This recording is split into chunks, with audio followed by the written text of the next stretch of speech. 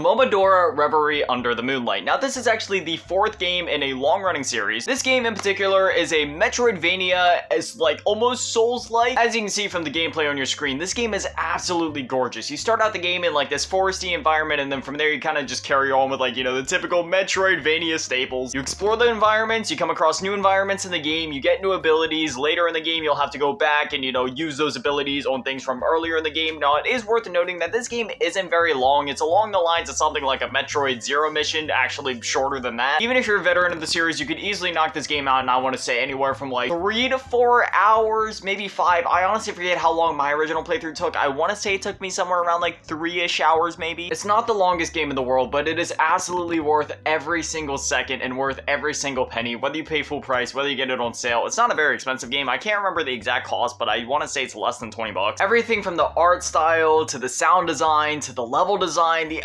overly just masterful world design in general, the way that everything interconnects, and you know, the Metroidvania staple, when I think Metroidvania, right, one of the staples of the series, or one of the staples of the genre to me, is when you get that ability and you're like, and it just, you have that moment where it clicks and it's like, oh, I have to go back to the game and use it at this spot, and you just kind of like remember exactly almost everywhere where you need to use this thing. But you also have those moments where it's like, oh, I completely forgot about this, and then you end up getting like another ability. This game strikes the perfect balance of having those moments where it's like, oh yeah, now I know where to use this, but also like, oh, I wouldn't have thought to use that. I didn't even know that was a thing. And furthermore, the music in this game, I wish I could play for you guys, but I'm not sure if this stuff is copyrighted. You know, it's real tricky with YouTube. You never know what's copyrighted and what isn't. But man, the music in this game, please just go look up some of the I honestly, this game is actually rather niche, so I don't know if any of the soundtrack would be on YouTube, but if it is, definitely go look it up, and if not, just go play the game. Oh, and did I mention the boss designs? Again, I don't want to show any of that stuff because I don't want to spoil it, but man, the bosses in this game are insane.